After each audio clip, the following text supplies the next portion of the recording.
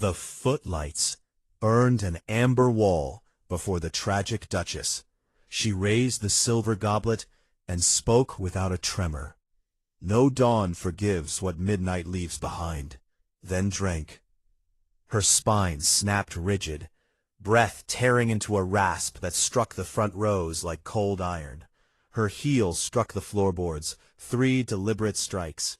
The goblet dropped, rolling toward the footlight trough.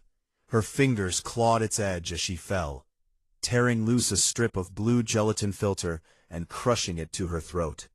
Then silence, louder than thunder. Hello and welcome to Midnight Pages. I'm David, your host, here with you from Ohio. Tonight's story takes us to the sharp, unforgiving glare of Broadway in the 1950s, a world built on illusion, where applause is the only currency that matters, and where the line between a brilliant performance and a lethal deception can vanish in a heartbeat. It is a story about the people who wait in the wings, the understudies who memorize every gesture, every breath, every cadence of a star's triumph, living on the bitter promise of a single phone call. And it is about what happens when someone decides that an understudy's silence is the only guarantee of their own survival. Before we step backstage into the shadows of West 45th Street, I want to ask you something to sit with tonight. When a person spends their life standing in the shadow of someone else's name, how much of their own identity are they willing to surrender? And what happens when the shadow finally decides to step into the light? Tell me where you are listening from tonight, and share your thought in the comments. I read every single one, and this case, I think, will give you plenty to debate. Now, Nero Wolfe is at his desk on West 35th Street. The clock is past midnight, and the city outside is waiting. Let's begin. Chapter 1. A Disruption on West 35th. It was 12:40 in the morning when the brass bell above the kitchen door rattled as though someone were trying to pull the wire out by its roots. In the brownstone on West 35th Street, midnight is not merely a number on a clock face. It is an armistice.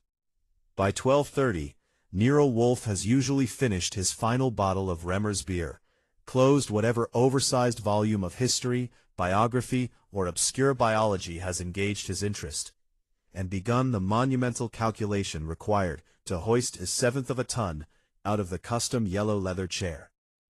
The elevator that carries him up to his bedroom on the 3rd floor is oiled weekly and does not complain. But Wolfe complains for both of them. To disturb him after the book is closed is to risk an explosion of grammatical precision, so devastating it can leave a man wondering if he has ever properly mastered the English language. I was at my desk, entering 3 minor expenditures from my afternoon in Queens into the petty cash ledger, and deciding whether to go down to the kitchen for a glass of milk, when the second ring came. Archie, Wolfe said, without looking up from the final paragraph of a French monograph on Mediterranean mollusks. If that is a messenger with another parcel of diseased bulbous roots from that charlatan in Paramaribo, inform him that the Hudson River is 3 blocks west. Messengers don't ring like that, I told him, capping my fountain pen. That ring has money and hysteria in it. My guess is a producer whose second act just died, or a banker whose wife found the keys to the safe. The door is locked, Wolfe murmured. The deadbolt is engaged. Go to bed. I went to the front hall instead. Through the heavy curtain and the one-way glass panel of the front door, I could see 2 men standing on the stoop beneath the street lamp. One was short, wide, and wrapped in a camel hair overcoat, chewing frantically on the shredded stub of an unlit Churchill cigar. His fedora was pushed back on his bald forehead. The other was tall, lean, and draped in charcoal flannel, holding a briefcase against his ribs like a shield against the damp autumn chill. I opened the heavy oak door 2 inches, leaving the bronze security chain in its slot. "If you're selling tickets to the fireman's ball," I said through the crack, "Mr. Wolfe bought 4 yesterday." "Open the door, for God's sake," the short man gasped. His voice was a gravelly tenor that sounded as if it had spent 30 years screaming across rehearsal stages. "I'm Marcus Feldman, Feldman Theatrical Enterprises. This is Philip Gurney, my attorney. We need Nero Wolfe tonight." A girl just died on my stage. A girl died, I asked. Then your first stop is the West 47th Street precinct. Inspector Cramer's boys love company at 1 in the morning. Cramer is already there, Feldman wheezed, grabbing the iron grill. He thinks I'm involved. He thinks everyone in the building is involved. $10,000, Goodwin. Cash, certified draft, whatever the fat man wants. Just unhook the chain. I walked back into the office. Marcus Feldman, I told Wolfe. He owns half the real estate between Broadway and 8th Avenue and currently produces the glass altar at the Lyceum. With him is Philip Gurney, his attorney.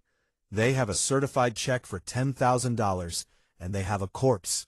A young woman named Corinne Lee collapsed on stage during the second act an hour ago. Swallowed prop cordial from a silver goblet and never got up. Wolfe's eyelids drooped. An accident of the theater. The police have coroners and chemists. Send them away. Cramer is already backstage, I added, and Feldman claims the poison wasn't meant for the girl at all. He says it was meant for Cynthia Drake. Wolfe's left eyebrow twitched by 1/16 of an inch. Cynthia Drake was an institution, a theatrical monument of grand gestures, who had dominated Broadway for 25 years. Miss Drake, Wolfe said, his voice flat. Is she dead? No, I said. Miss Drake had a sudden migraine at 7:30 and locked herself in her suite at the plaza. The kid went on in her place, wore her velvet gown, and drank her poison. Wolfe sat motionless for 10 seconds. Then he exhaled through his nose, a slow, heavy gust of resignation. $10,000, he murmured. Show them in, Archie. But inform Mr. Feldman that if he lights that wretched weed in this room, I shall have Fritz throw him into the street. I stepped back to the front hall, slipped the chain, and swung the door wide. Marcus Feldman practically tumbled across the threshold, with Gurney following in a stiff stride. In the office, Feldman looked even worse than on the stoop. His collar was wilted and his tie was skewed toward his left ear. Sit down, sir, Wolfe said. The tones stopped Feldman in mid-stride. Feldman dropped into the red leather chair, while Gurney remained standing behind him. First, Wolfe said, place your draft upon Mr. Goodwin's desk. Second, understand our terms. I do not leave this house. If I accept your commission, Mr. Goodwin will act as my eyes, ears, and hands. Third, you will answer my questions with absolute candor. If you prevaricate, I shall invite Inspector Cramer to arrest you in my vestibule. Do you agree? Yes, yes. Feldman slapped a blue slip onto my blotter. A cashier's check on the chemical bank for $10,000, payable to Nero Wolfe. Very well, Wolfe said, settling his hands over his stomach. Tell me about the tea. Feldman's jaw dropped. Even Gurney stiffened behind his rimless spectacles. The tea? How the hell did you know about the tea? I did not know, Wolfe said placidly. Archie informed me that you believe the poison in the goblet was intended for Miss Drake. A man does not conclude that an understudy has been murdered in place of a star without prior evidence of malice directed specifically at the star. In theatrical circles, tea in the dressing room is the customary vehicle. Am I correct? Feldman groaned and buried his face in his hands. 2 weeks ago, Tuesday night, Cynthia came out of her dressing room screaming, said her kettle smelled of bitter almonds. We called a private chemist. He found traces of atropine in the spout, enough to make her blind or stop her heart. And you did not notify the police? Wolfe asked coldly. Cynthia wouldn't let us, Feldman cried. She said it was Marion Croft. Marion plays the Countess, and she's been trying to claw Cynthia off the marquee since rehearsals started in August. Cynthia said if the cops came in, the scandal would ruin the show's dignity. She demanded an extra 2% of the gross and a private bodyguard. We gave it to her. And now, Corinne is dead, and Cramer is looking at me like I poured the cyanide myself. Wolfe turned his eyes toward me. Archie, take your notebook. Take your credentials. Go to the Lyceum Theater. Observe what Mr. Cramer has preserved discover what he has overlooked, and return before 8 in the morning. Fritz will have kidneys and sherry sauce for breakfast. Right, I said, reaching for my hat.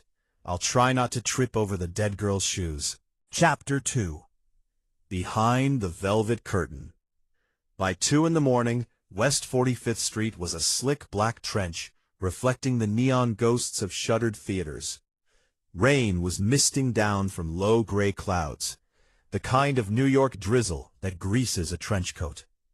I parked the Heron sedan in an alleyway beside Schubert Alley, checked my credentials, and ducked beneath the rain-streaked canopy of the Lyceum stage door. Inside, the world smelled of old canvas, floor wax, cigarette smoke, and grease paint, the perfume of spaces where people spend 12 hours a day pretending to be someone else under 3,000 watts of incandescent light. Somebody that painted over the number 13 on the dressing room doors, skipping straight from 12 to 14.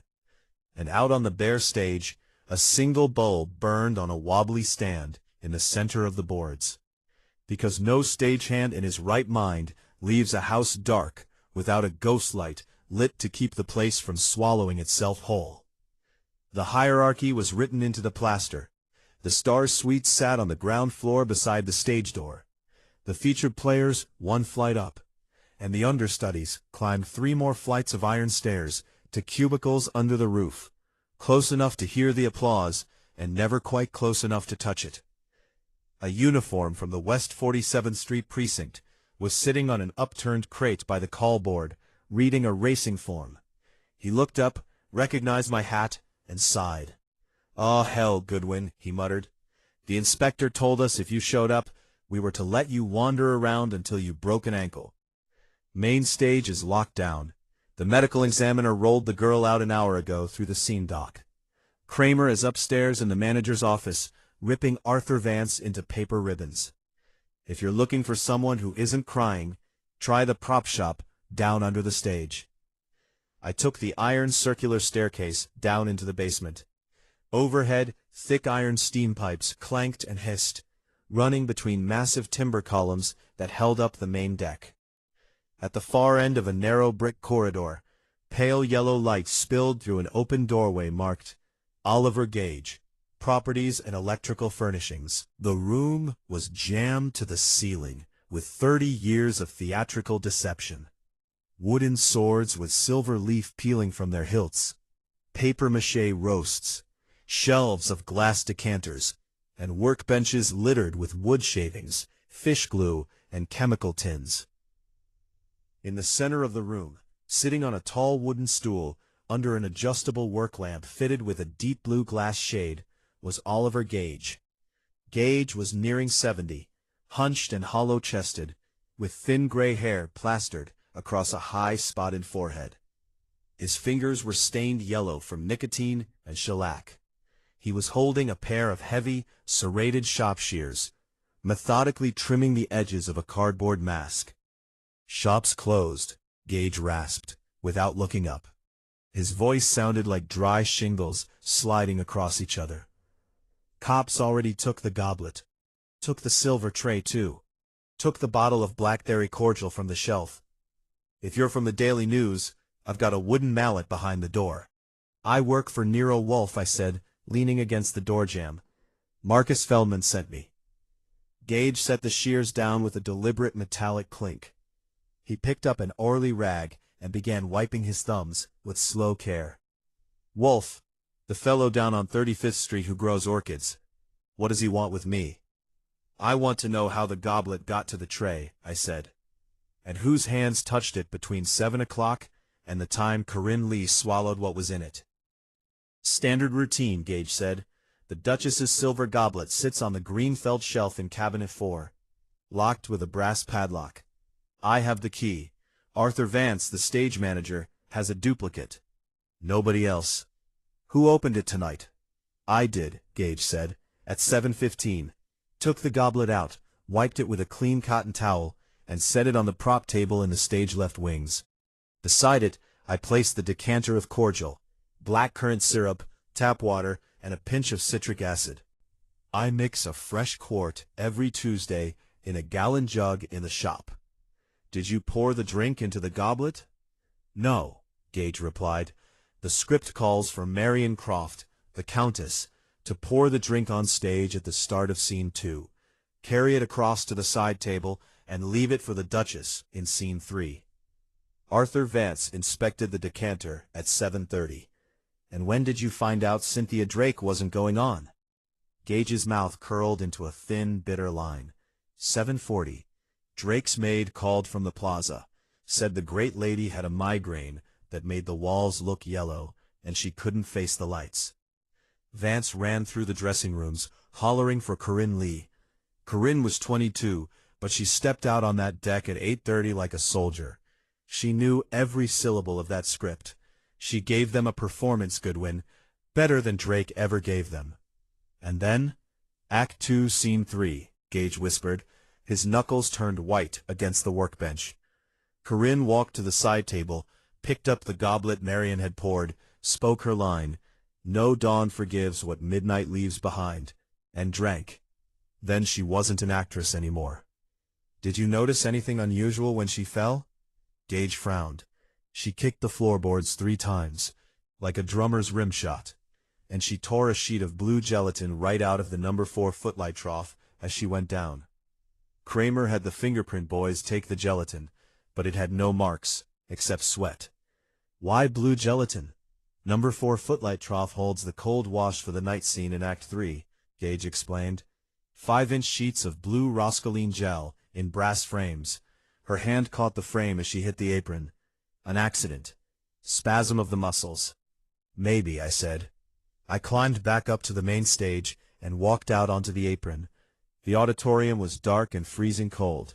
In the first row of the orchestra, 2 plainclothes men were smoking.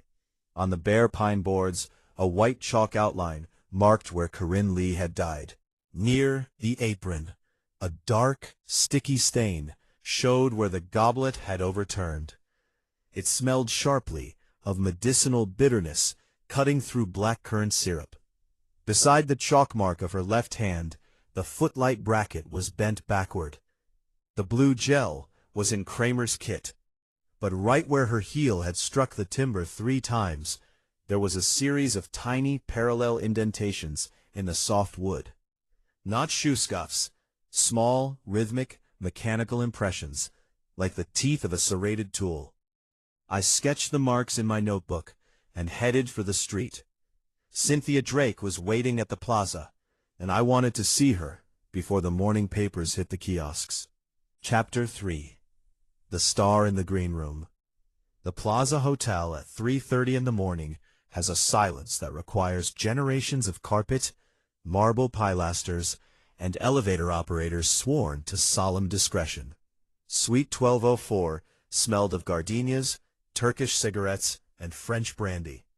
When the maid unlatched the door, she looked ready to faint, but a rich voice drifted from the interior, a voice that sounded like molten gold poured over velvet. "Let him in, Celeste. If the police have sent their wolves, I may as well face them." I stepped into a drawing room furnished like an English country house, gilt mirrors, cream sofas, and a marble fireplace where gas logs flickered. Cynthia Drake was reclining on a chaise lounge in an emerald green silk dressing gown trimmed with marabou feathers. She was 50, looking 40 in the soft amber light, with dyed auburn hair piled in elegant waves. In her right hand, she held a long ivory holder burning a Turkish cigarette. "You're not a policeman," she said, studying my shoulders with practiced theatrical appraisal. "You're Goodwin." "Archie Goodwin," I said, pulling an armchair close. "Nero Wolfe sent me. Feldman paid the freight." "Marcus is a coward," she said, tapping ash into an onyx tray. "The moment a crisis appears, he runs to men with private licenses. Did he tell you about the tea?" "He told us," I said. "He said someone put atropine in your dressing room kettle 2 weeks ago, and you blamed Marion Croft." Cynthia's eyes flared with sudden fury. "I don't blame, young man. I know. Marion Croft has been clawing at my back since Boston. When she realized the critics praised my Duchess and ignored her Countess, she decided to remove me. She slipped atropine into my kettle during Tuesday's matinee. Why didn't you let Feldman call the police then? Because the theater is an art, Mr. Goodwin, not a police blotter. A police scandal would have turned us into a cheap tabloid carnival. I warned Marion to her face. I told her if she ever stepped near my room again, I would have Equity revoke her card. And tonight, I asked? You had a migraine. Cynthia pressed 2 fingers to her temple with exquisite grace. Blinding agony. At 7 o'clock, the lights fractured into needles. I called Arthur Vance at 7:40 to call the half hour for Corinne. I took 3 Veronal drops, locked my doors, and lay here in the dark. Did anyone come up after 7:40? No one. Celeste sat in the hallway with her knitting until midnight. Tell me about Corinne Lee. The theatrical air vanished, replaced by something cold and tight. Corinne was capable, she said thinly. A quiet girl from Cleveland. She was my shadow. An understudy is an insurance policy you hope you never collect on. But tonight, she drank from my cup. It was meant for me. Whoever put that poison in the silver goblet believed Cynthia Drake would be walking across that stage at 9:15. Corinne died because she was wearing my dress and speaking my lines. Her death is an outrage against my life. That's one way to look at it, I said, closing my notebook. Another way is that whoever put the poison in the goblet knew you weren't going on. Cynthia's head snapped around, her eyes fixed on mine. What did you say? The call to Vance went out at 7:40, I pointed out. Curtain was 8:30. Scene 3 didn't hit the boards until 9:20. That gave anyone backstage an hour and 40 minutes to realize Corinne Lee was wearing the velvet gown, not you. If someone wanted to kill Cynthia Drake, they had plenty of time to take the poison off the prop table. But they left it right there, waiting for the girl. Cynthia's breath caught in her throat. For a second, the makeup seemed to slip, revealing the terrified, aging woman underneath. You're lying, she whispered. Why would anyone want to kill that girl? She had nothing. That's what Nero Wolfe gets paid $10,000 to find out, I said, picking up my hat.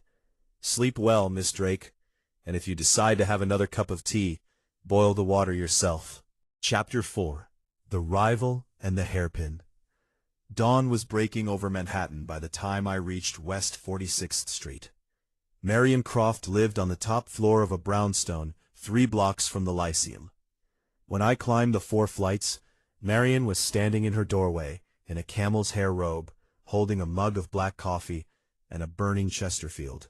She was 35, with sharp features, intelligent brown eyes, and cropped dark hair. If you're another detective, she said, I gave my statement to Cramer at 2 in the morning. Office of Nero Wolfe, I said, showing my card. Marion's eyes sharpened. Come in, Goodwin. Wipe your feet. Her apartment was small, smelling of tobacco and damp paper, the walls lined with editions of Ibsen, Chekhov, and Shakespeare. A battered Remington typewriter sat beside stacks of yellow manuscript pages. Sit, she said, gesturing toward a wicker chair while she leaned against the radiator. What lie did Cynthia tell you? She told me you tried to poison her tea 2 weeks ago with atropine, I said. Marion laughed, a dry, musical sound. Of course she did.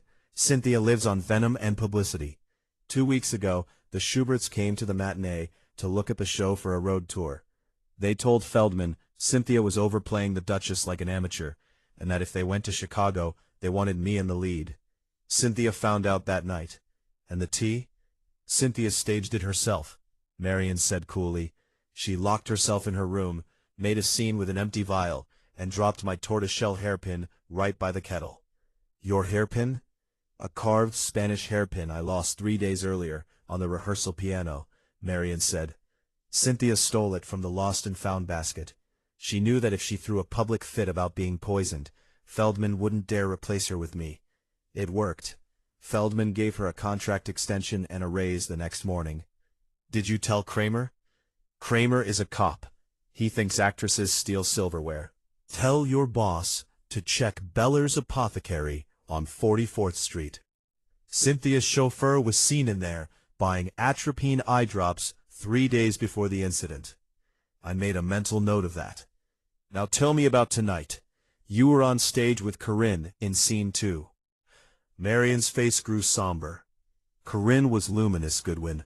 For 3 months, we've had to watch Cynthia chew the scenery. Then tonight, Corinne stepped onto the boards. When I poured that cordial in Scene 2, I knew the show was saved. Who had access to the decanter before you poured it? Everyone, Marian said. It sat on the prop table in the wings. Arthur Vance was hovering by the cue board. Oliver Gage was checking the dimmers. Hattie Bales was adjusting Corinne's train. And the goblet? It was already on the side table on stage. I poured from the decanter into the goblet and exited stage right. The cordial looked and smelled like blackcurrant syrup.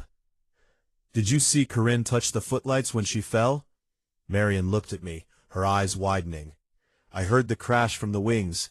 When I looked through the portal, Corinne was on her knees looking back toward the prompt corner, straight at the blue work lamp above the cue board. And she was hitting the stage with her heel, 3 times, like an alarm. Whose work lamp is blue? I asked. Arthur Vance uses a green lamp for his prompt book, Marian said slowly. Oliver Gage has the blue lamp down in the prop shop. But on the deck itself, the only blue light is the master circuit warning bulb above the main fuse cabinet near the prompt box. I stood up, thanked her for the coffee, and headed downstairs. Cynthia Drake had staged a fake murder to protect her billing. Someone backstage had used that fake murder to commit a real one. And Corinne Lee had died trying to point 1,200 people toward a blue light. It was time to return to West 35th Street. Chapter 5. Cramer and the Theater Crowd.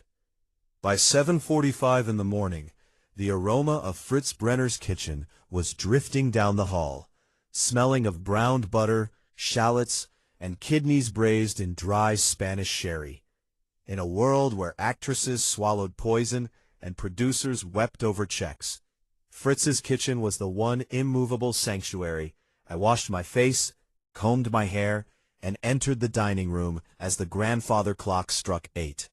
Nero Wolfe descended from the elevator in his dark brown wool suit, freshly shaven, his expression set in that formidable impassivity that meant human tragedy was forbidden to disturb his breakfast. In the brownstone, murder may not be discussed across the dining table. It is a sensible rule designed to protect Wolfe's digestion. For 25 minutes, the only sounds were the soft clink of silver on china, the crunch of hot brioche, and the pouring of coffee from the silver pot. At 8:30, Wolfe wiped his lips with his linen napkin. You have been awake all night, Archie. The streets were wet, and actors talk in paragraphs, I said. I have 6 pages of notes and Feldman's $10,000 draft in my desk. Keep the notes until 11, Wolfe said, rising with rolling momentum. I am going to the roof. Theodore informs me that the odontoglossums in Greenhouse 3 are showing crown rot. That is a matter of consequence. Broadway histrionics are not. Cramer won't wait until 11, I warned him. Then entertain him, Wolfe murmured, stepping into the elevator. Offer him a cigar. Do not allow him to sit in my chair. At 9:12, the front doorbell gave an impatient jolt. Inspector Cramer shoved past me into the vestibule, his bulky gray overcoat unbuttoned, chewing an unlit El Trable cigar. Morning, Archie, he growled, dropping into the red leather chair. A theater crowd? God deliver me from theater people. I've been awake 28 hours, listening to 8 actors, 3 directors, and a wardrobe woman who says the house is cursed. And, on top of that, Marcus Feldman tells me he hired Wolfe at 1 in the morning. Feldman likes insurance, I said from my desk. What did the city chemist find in that goblet? A conatine alkaloid, Cramer said, leaning forward. Pure crystalline extract of monkshood, dissolved in a heavy gum Arabic emulsion and painted right along the inside rim of the goblet, with another dose stirred into the dregs. The girl took 1 swallow, and it paralyzed her heart in 90 seconds. And that points to whom? Marion Croft, Cramer said with satisfaction. She poured the cordial on stage at 9:10. 800 people saw her do it. Drake's lawyer brought me an affidavit stating Croft tried to poison Drake's tea kettle 2 weeks ago with atropine, leaving her own tortoiseshell hairpin by the stove. It's professional jealousy, Archie. Croft wanted the lead, set a trap on stage for Drake, and when Drake called in sick, Croft let the understudy walk into it. There's one flaw in that, Inspector, I said. Drake called Vance at 7:40. Marion Croft was in the green room when Vance announced that Corinne Lee was going on. That was an hour and a half before Marion poured the drink. Why would Marion commit murder in front of 1,200 witnesses just to see an innocent understudy choke? Before Cramer could answer, the elevator hummed in the hall. Wolfe stepped out, fresh from his orchids in a yellow linen shirt, smelling of damp moss.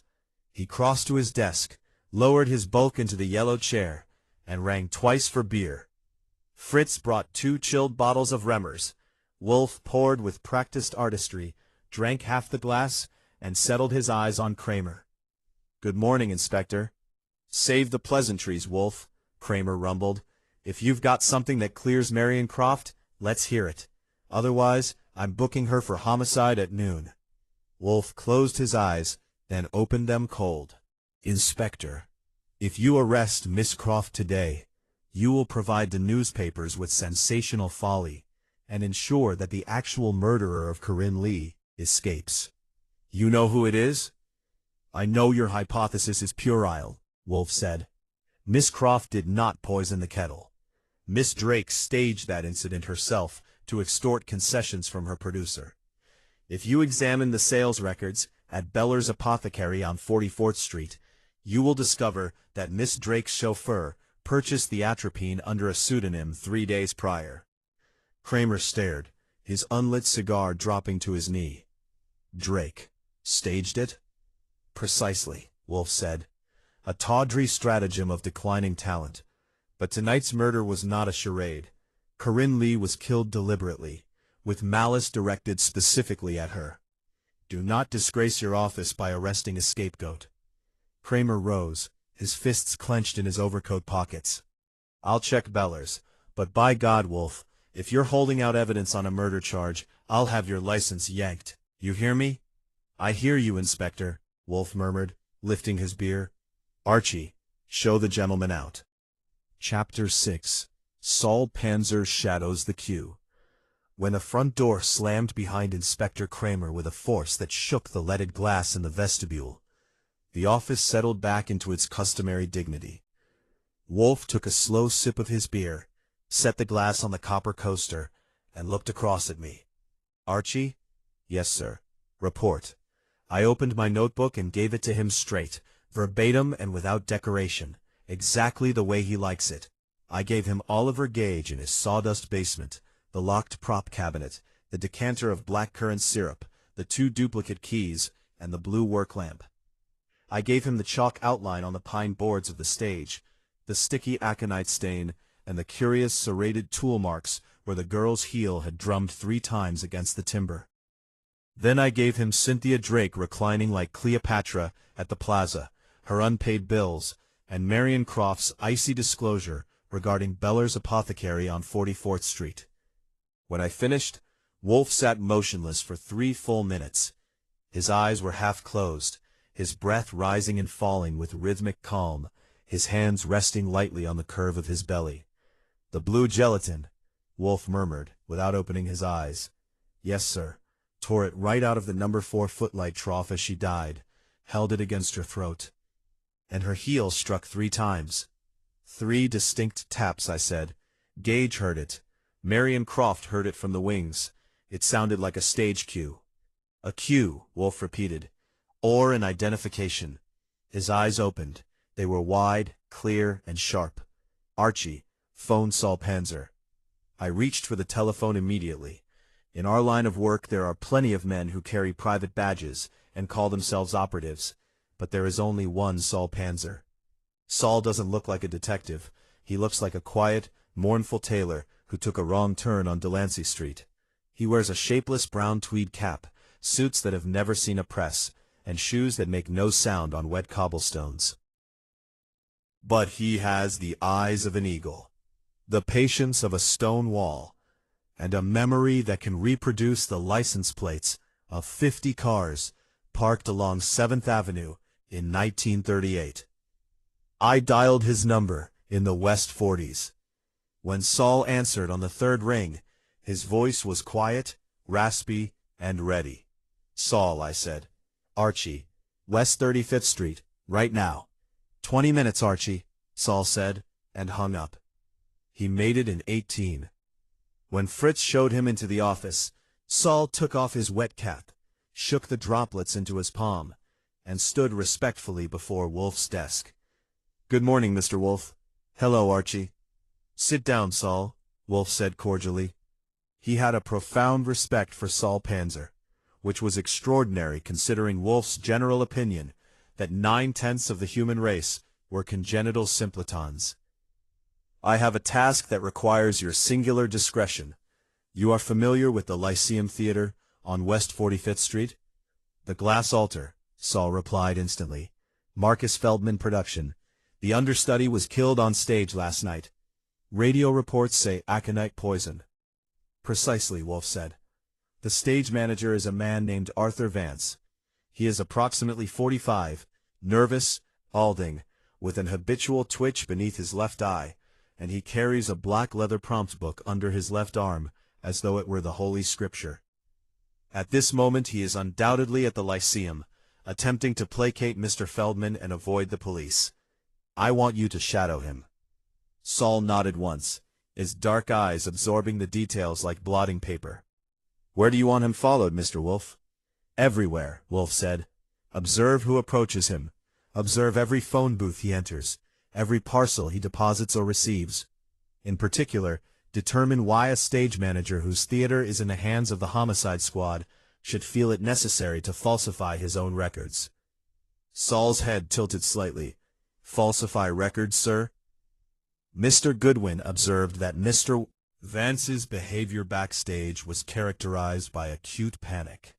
Not the natural distress of an innocent witness, but the frantic guilt of a man whose illicit operations are threatened with exposure. A theater running 78 performances develops fixed routines. If Mr. Vance is altering his cue sheets or meeting individuals unconnected with the production, I want to know who, where, and why. Take expenses from Archie. Do not lose him. "I won't lose him, Mr. Wolfe," Saul said simply. He took 3 $20 bills from my desk drawer, folded them into a neat square, slipped them into his watch pocket, touched the brim of his cap to Wolfe, and vanished through the hallway. When Saul was gone, Wolfe leaned back and closed his eyes again. His chin sank into the folds of his collar. "Archie." "Sir?" "Get Beller's apothecary on the telephone. Confirm the purchase of the atropine, and then ask Fritz what he intends to do with the sweetbreads." "Yes, sir," I said. "And what do you intend to do with the murderer?" "I intend," Wolfe murmured, "to allow him to persuade himself that his genius has triumphed. That is always the most dependable prelude to a catastrophe." Chapter 7. The Barometer in the Kitchen. In the brownstone on West 35th Street, food is not merely nourishment, it is the household barometer. If Fritz Brenner produces an omelette aux fines herbes with a crust that is a shade too crisp, it means the butcher on 9th Avenue was insolent. If he serves squab en casserole with a sauce that possesses the majestic depth of an imperial decree, it means Wolfe's orchids have taken a blue ribbon at the horticultural exposition. At 1:15, when Fritz carried the luncheon platter into the dining room, the barometer stood at fair, cool, and dangerous. The dish was braised sweetbreads with fresh wild chanterelles, prepared in a reduction of cream, dry white wine, and a whisper of tarragon, served alongside a salad of Belgian endive with a sharp, crumbly Roquefort dressing. Wolfe ate with majestic, concentrated devotion, his fork moving with the measured rhythm of a high priest conducting a sacred mystery. He spoke not a word until he had wiped the last droplet of sauce from his plate with a crescent of warm, crusty sourdough roll. "Fritz," Wolfe said, looking up with genuine reverence. "Sir?"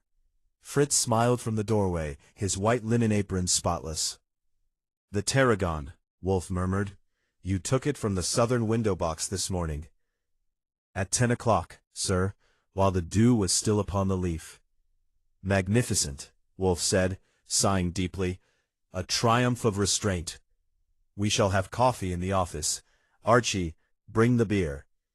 We returned to the office, where the afternoon sun was cutting through the heavy green velvet draperies in long, dusty shafts of gold.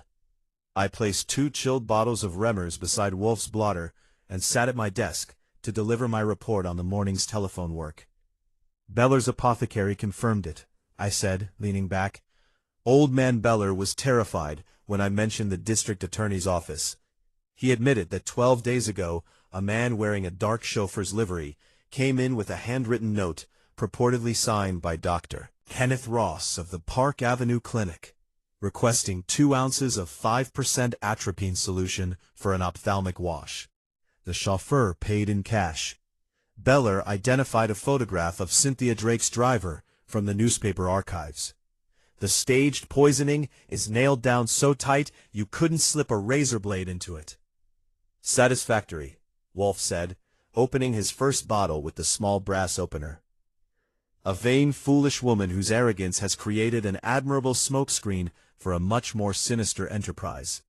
"Feldman still thinks it was meant for Drake," I pointed out. "Nonsense," Wolfe snapped, the foam of the beer touching his upper lip. "Pfui, consider the timeline. The telephone call announcing Miss Drake's absence was received at 7:40. The performance commenced at 8:30. The poison draught was consumed at approximately 9:20. For an hour and 40 minutes, every individual backstage was fully aware that Miss Lee was performing the role of the Duchess. Had the poisoner intended Miss Drake's death, he had ample opportunity to remove the contaminated vessel, or substitute an innocent cordial.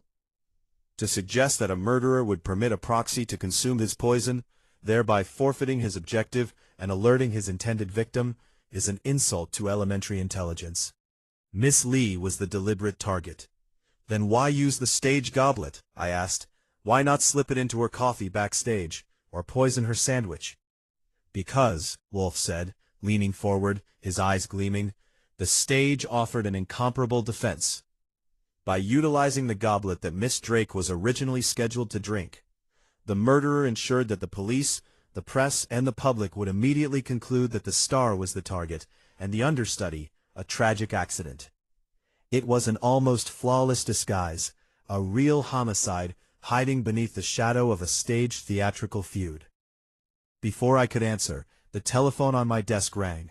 It was the private outside line that only Saul Panzer and 2 other operatives know. I picked it up. "Archie Goodwin." "Archie," Saul's quiet voice came through the earpiece. "I'm in a drugstore at 10th Avenue and 48th Street. I have Vance." "Where is he?"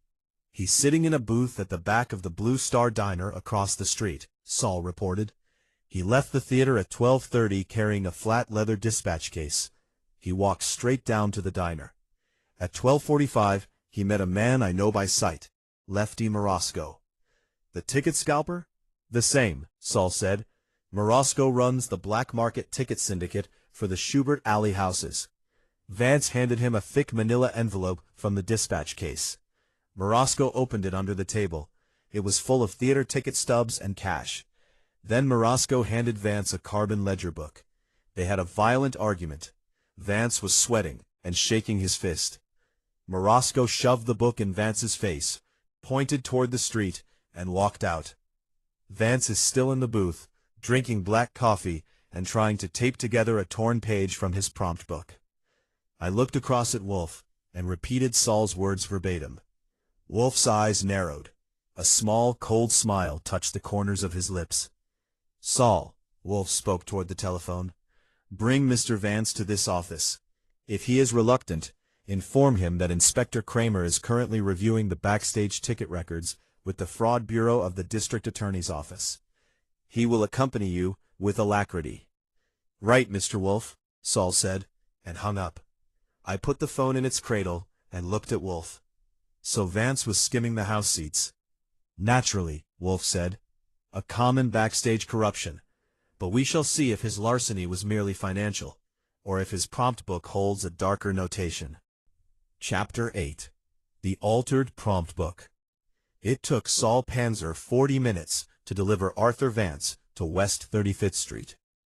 When Vance stepped into the office, he looked like a man who had just spent 6 hours being interrogated under a 300-watt lamp by a third-degree squad. His thinning brown hair was damp and plastered across his skull. His silk tie was knotted crookedly under a wilted collar, and his watery blue eyes darted around the room with the helpless terror of a rabbit that has stumbled into a dog kennel. Under his left arm, he clutched a heavy, black leather-bound binder with brass corners, the prompt book of the glass altar. Saul followed him in, closed the door quietly, and sat in the corner chair near the bookshelves, resting his tweed cap on his knee like a well-behaved churchgoer. "Sit down, Mr. Vance," Wolfe said mildly, gesturing toward the red leather chair. Vance collapsed into it, as if his knee joints had turned to tallow. He set the leather binder on his knees, his trembling fingers clutching the brass corners until his knuckles showed white. "Mr. Wolfe," Vance stammered, his voice jumping an octave with every third syllable, "I don't know what this is about. I've told the police everything I know. I was at my cue desk all night. I didn't touch that goblet. I swear to God on my mother's grave, I didn't touch it." "Phooey," Wolfe said curtly. "Stop screeching, sir. You are not on trial for murder. If I believed you had poisoned Miss Lee, you would not be sitting in that chair. You would be in handcuffs at the West 47th Street station." Vance blinked. A tiny, fragile glimmer of hope flickered in his watery eyes. You don't think I killed Corinne?" "I know you did not," Wolfe said. "A murderer who possessed the botanical knowledge to prepare aconitine alkaloid would hardly be clumsy enough to alter a theater prompt book in a public diner in the presence of a notorious ticket speculator." Vance's breath stopped with a sharp, wheezing gasp. His face went from pale gray to the color of wet sidewalk cement. He looked across at Saul, then back at Wolfe, his mouth opening and closing like a landed carp. You saw Marasco?" he whispered. "Mr. Panzer observed your transaction," Wolfe said coldly. "You have been operating an illicit ticket brokerage in collusion with Mr. Marasco for the past 14 months. You have been withholding 40 prime orchestra seats from each evening's box office manifest, reporting them as unsold house reserves, and transferring them to Marasco's touts on 45th Street, for resale at triple their face value. To conceal this discrepancy from Mr. Feldman's accountants, you were obliged to falsify the attendance logs in your prompt book." Vance dropped his head into his hands. A dry, shuddering sob rattled in his chest. "Feldman will put me in Sing Sing," he moaned into his fingers. "He'll ruin me. I'll never work a Broadway stage again." "Your impending incarceration for fraud does not concern me, Mr. Vance," Wolfe said, his voice hard as granite. "What concerns me is the timetable of last evening. Place your prompt book upon Mr. Goodwin's desk." Vance hesitated, then reached out with trembling arms and laid the heavy binder on my blotter. I opened it. Inside were 80 pages of typed dialogue mounted on heavy cardboard sheets, with margins crammed with penciled notations, cue numbers, lighting warnings, and stage movements. Between pages 42 and 43, a torn strip of yellow paper had been hastily mended with cellophane tape. "Look at the entry for 8:45, Archie," Wolfe instructed. I turned to the pages. "Right here," I said. "Act 2, Scene 1 warning. Then at 9:05, there's an erased notation. Under the pencil smudge, it says, prop check, decanter and goblet, OG." Wolfe's eyes fastened onto Vance like twin bayonets. "Who is OG, Mr. Vance?" "Oliver Gage," Vance whispered, "the prop master." "And why did you erase that notation after the police arrived?" Vance swallowed hard, his Adam's apple bobbing frantically. Because Gage came to me at midnight, right after the coroner took the girl away. He was white as a sheet, shaking all over. He told me that if Cramer saw that note, Cramer would think he had inspected the goblet right before the scene and let the poison pass through his hands. Gage said he didn't check the goblet at 9:05. He said he was down in the basement fixing a blown fuse for the footlight circuit, and that I must have put his initials down by mistake. And you believed him? Wolfe demanded. I had to, Vance cried. Gage knows about the tickets, Mr. Wolfe. He caught me passing an envelope to Morosco's runner 2 months ago in the alley. He had me under his thumb. Whenever he wanted extra cash for shop supplies, or wanted an unrecorded advance on his salary, he'd remind me that Feldman's auditors were coming on Friday. If I crossed Gage, he would have blown the whistle on me. So when he told me to erase the note, I took my pencil and rubbed it out. Did Gage have access to the wings at 9:05? He was everywhere backstage, Vance said. He had the run of the theater. But Mr. Wolfe, Gage couldn't have wanted Corinne dead. Why would Oliver Gage kill a poor little understudy who never heard a fly? That, Mr. Vance, Wolfe said softly, is precisely what we are going to demonstrate.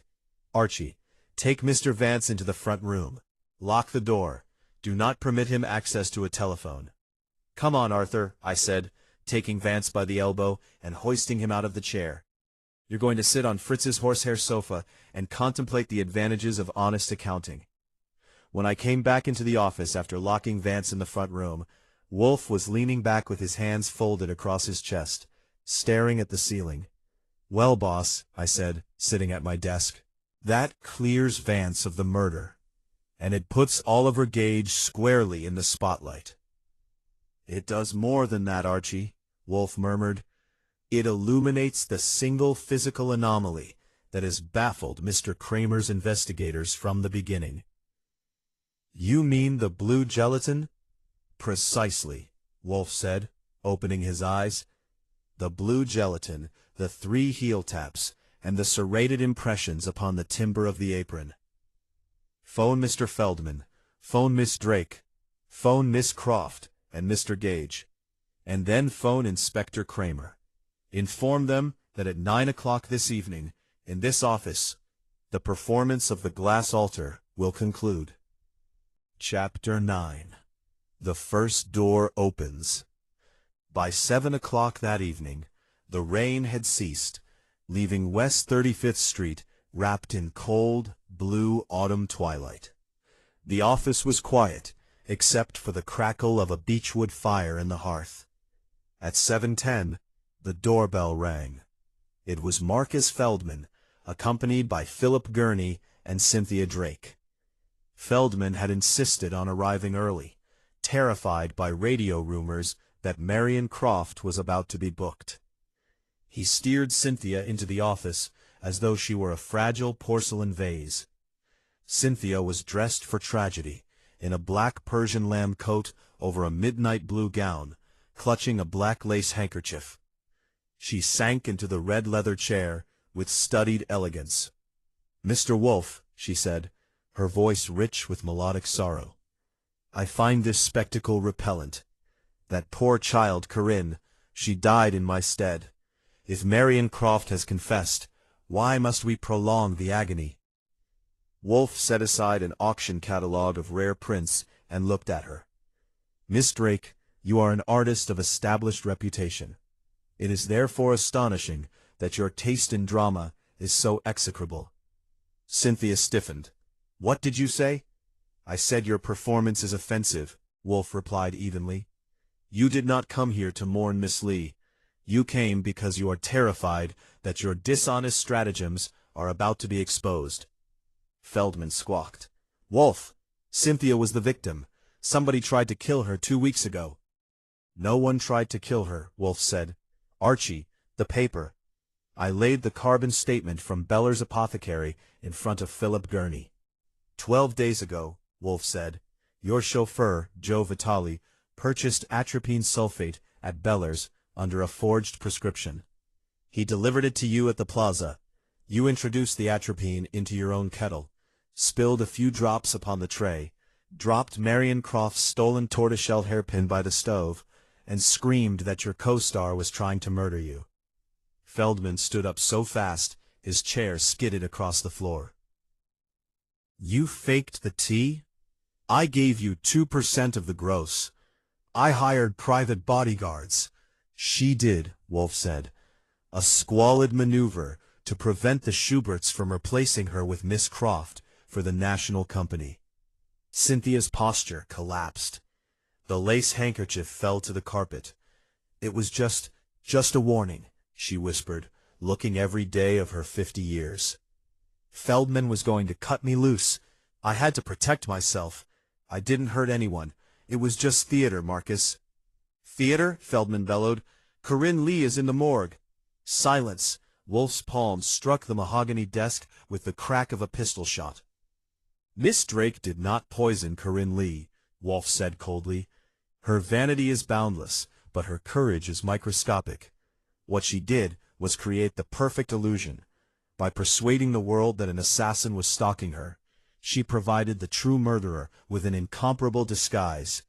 The killer struck at Miss Lee, knowing Miss Drake's prior histrionics would ensure the death would be dismissed as mistaken identity. Cynthia looked up, terrified. Then Corinne Lee was marked for execution, Wolfe said softly, and the man who executed her is waiting in the hall. Archie, show Inspector Cramer and the others in. Chapter 10. The Gathering in the Office. When I opened the double doors connecting the office to the front room, the atmosphere in the hallway had the dense, suffocating weight of an execution chamber. Inspector Cramer entered first. He had spent the last 2 hours at the district attorney's office, and his temper had not improved. His square, heavy jaw was set like a bulldog's. His overcoat hung open, and behind him walked Sergeant Pearlie Stebbins, looking 6 feet 2 inches of sour, municipal skepticism, with a pair of nickel-plated handcuffs bulging in his side pocket.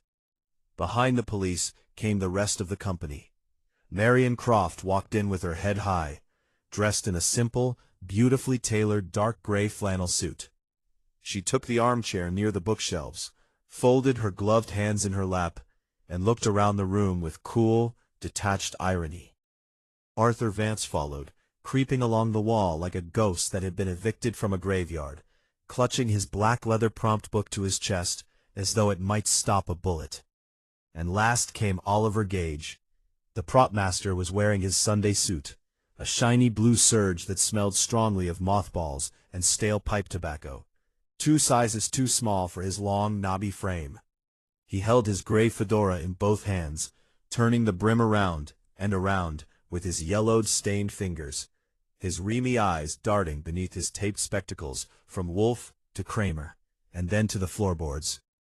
Fritz appeared from the kitchen, with a tray containing a pitcher of cold cider, a bowl of roasted pecans, and glasses, but nobody touched them.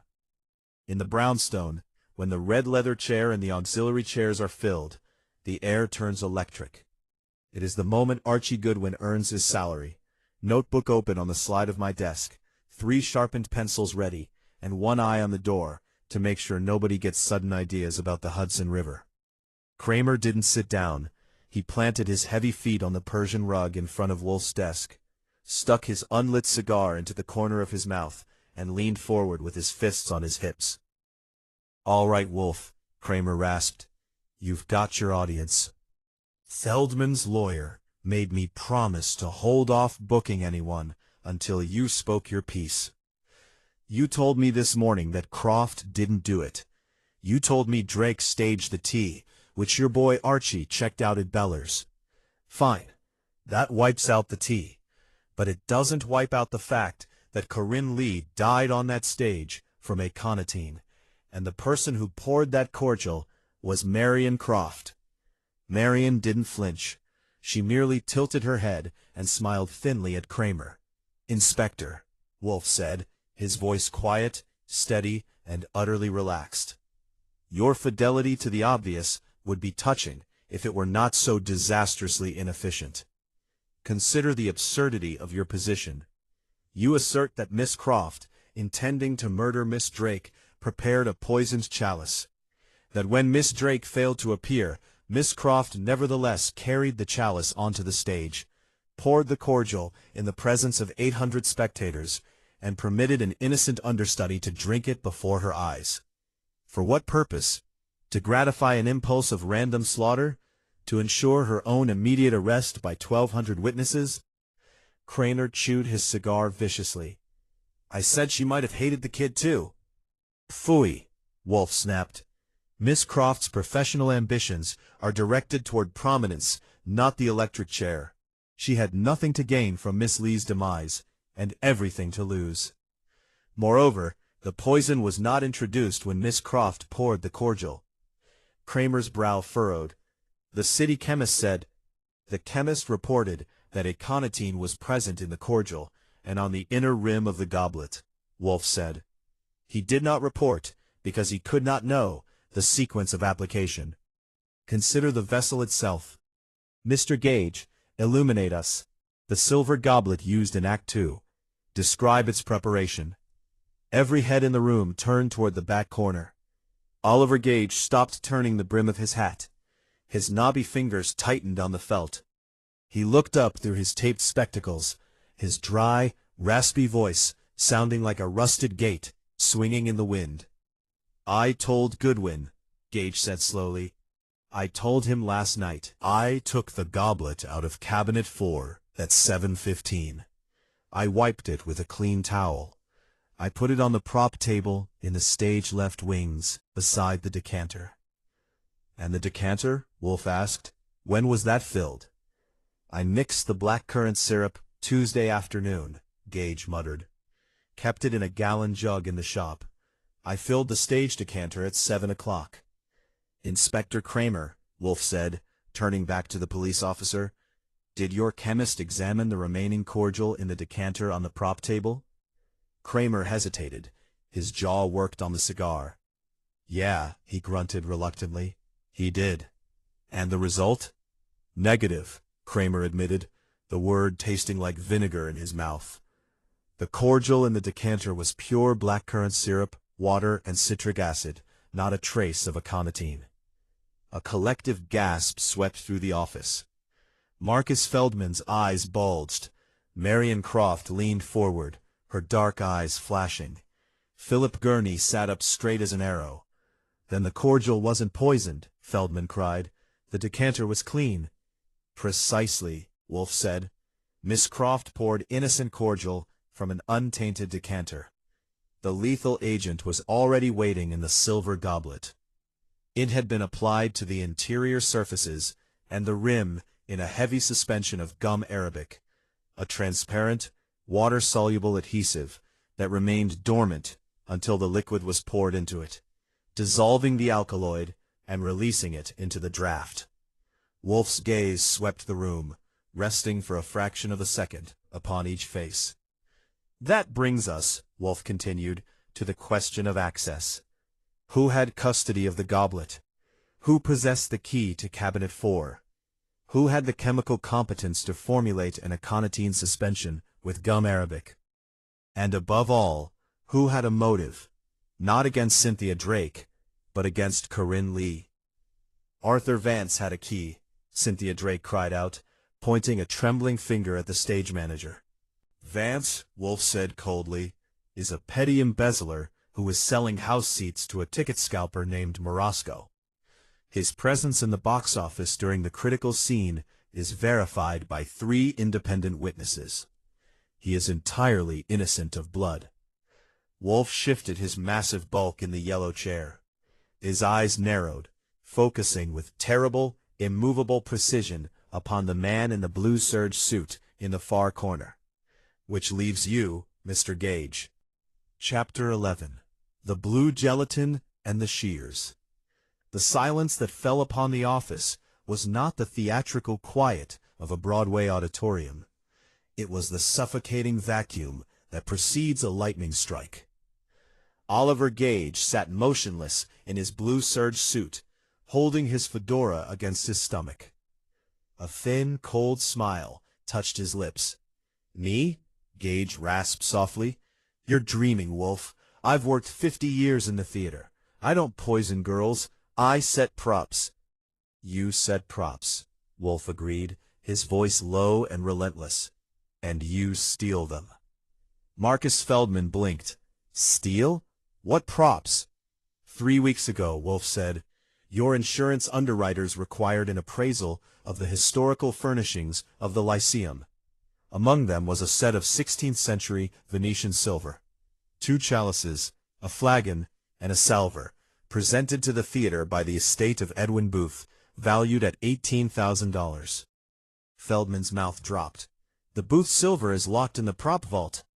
The vault contains 4 electroplated pewter replicas, Wolfe said, weighted with lead and patinated with jeweler's rouge.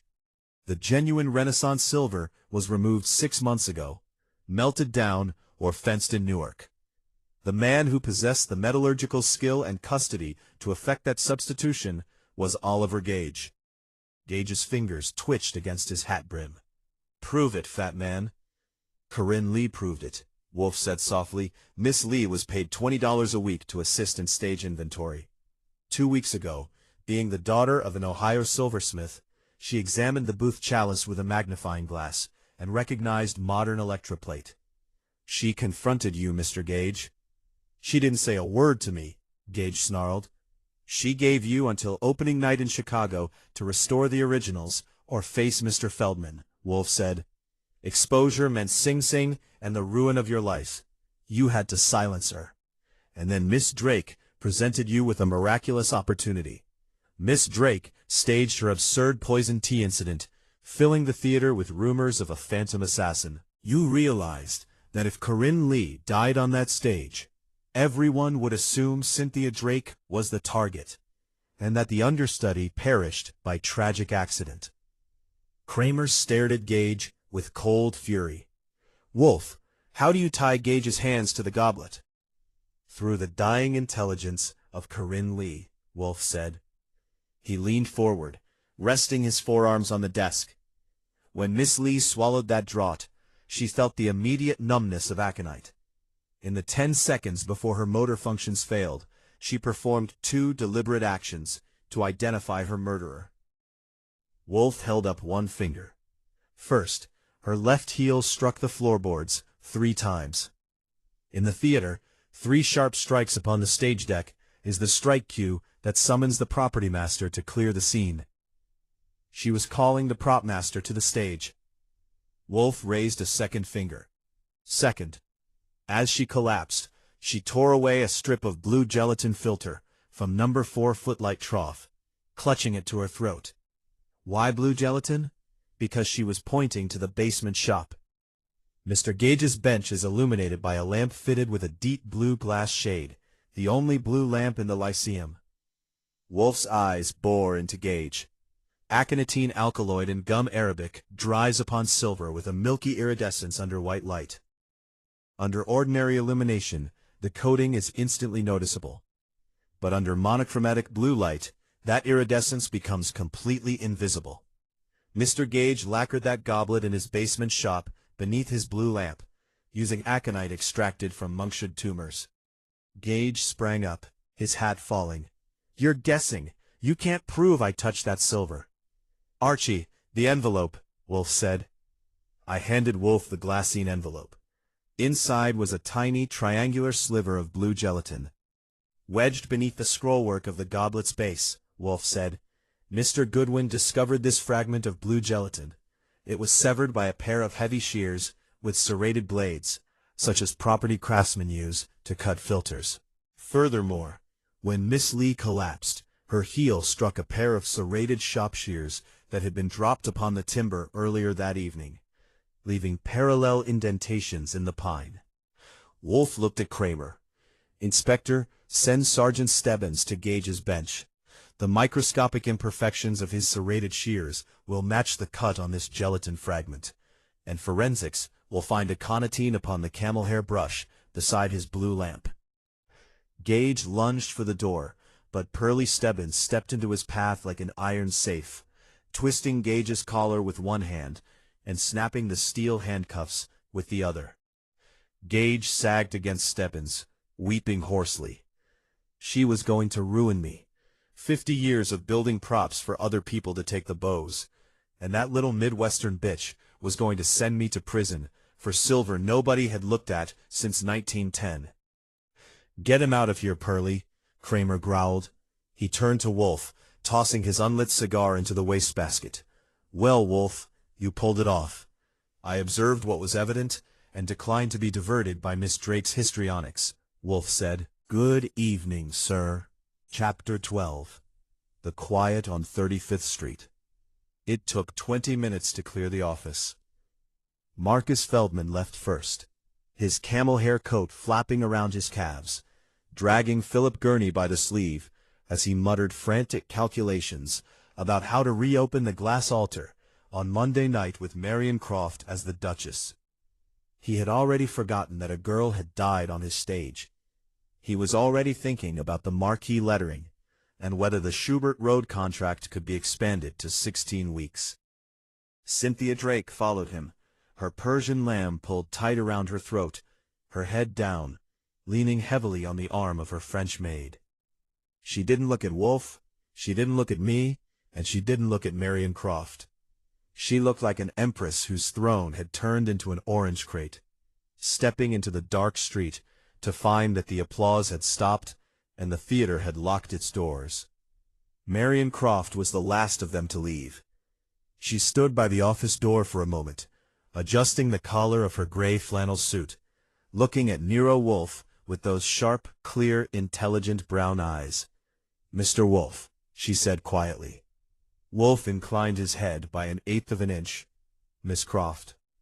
I suppose I should thank you, she said, her voice cool and steady. You saved me from 2 weeks of headlines and an indictment by a grand jury. You owe me no gratitude, madam, Wolfe said. I did not investigate this affair to preserve your reputation.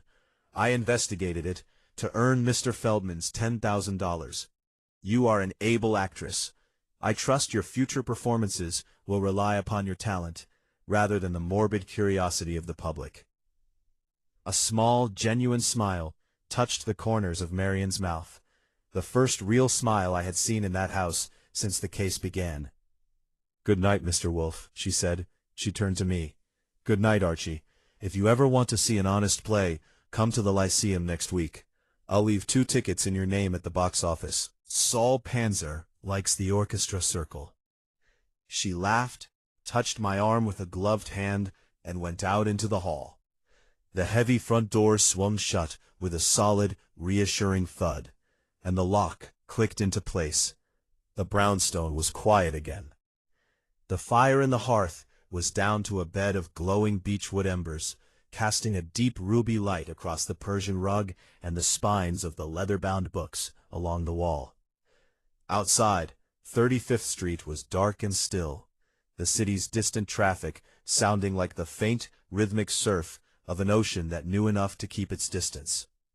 Wolfe sat motionless in his yellow chair.